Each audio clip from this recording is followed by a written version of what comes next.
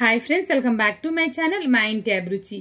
ఈ రోజు వీడియోలో రవ్వ కేసరి తయారీ విధానం ఎలా అని చూద్దామండి. మనకి ఏదైనా స్వీట్ తినాలి అనుకున్నప్పుడు వెంటనే ఏదైనా స్వీట్ చేయాలంటే ఇదే అనమాట. 5 నిమిషాల్లో తయారైపోతుంది. మరి ఇంకెందుకు ఆలస్యం, రండి దాని తయారీ విధానం ఎలా అని చూసేద్దాం. కడాయి పెట్టి నెయ్యి వేసాను, దాంట్లో జీడిపప్పు వేసి బాగా ఫ్రై చేయాలి. తక్కువ మంటలో పెట్టి వేపుతున్నానండి. మీకు ఇష్టమైతే కనుక ఎండు ద్రాక్ష వేసుకోవచ్చు, బాదం కూడా వేసుకోవచ్చు అనమాట. నేనైతే జీడిపప్పు మాత్రమే వేసి ఫ్రై చేస్తున్నాను. ఇంక ఈ రెసిపీ అయితే ఆల్రెడీ నేను బ్లాగ్లో పోస్ట్ చేశాను అనమాట. దాంట్లోంచి ఈ రెసిపీ తీసి మళ్ళీ పోస్ట్ చేస్తున్నానండి. ఇంకా జీడిపప్పు అయితే బాగా ఫ్రై అయ్యింది. దీన్ని వచ్చేసి ఒక ప్లేట్లోకి అయితే తీస్తున్నాను. ఈ రోజు నేను జీడిపప్పు చిన్న చిన్న ముక్కలుగా ఉంటుంది కదా, అది వేసాను. పెద్ద పెద్ద జీడిపప్పు కూడా వేసాను అనమాట. ఇప్పుడు ఇదే నేతిలో 1 కప్పు ఉప్మా రవ్వ వేస్తున్నానండి. వైట్ రవ్వ వేస్తున్నాను. కొంచెంగా నెయ్యి కూడా వేసాను అనమాట.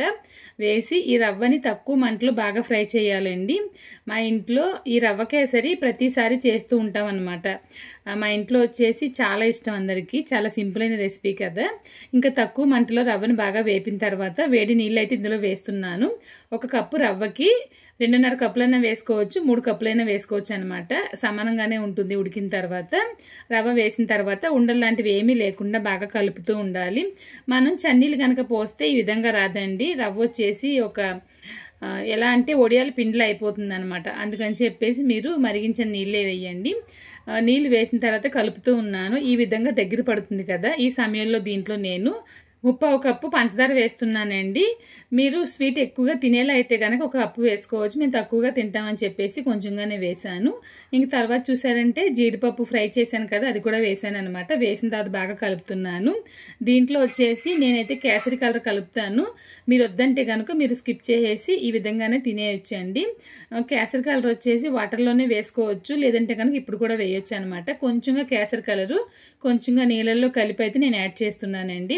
ఫుడ్ కలర్ వచ్చేసి చాలా వరకు నేను తినాలని చెప్పి ఎందులోనూ చెప్పను. నేను కేక్ రెసిపీస్ చేసినప్పుడు కూడా చాలాసార్లు చెప్పాను కదా. కానీ కేసరి కలర్గా ఉంటేనే మా ఇంట్లో తింటారు కాబట్టి ఈ విధంగా అయితే చేస్తున్నాను అనమాట.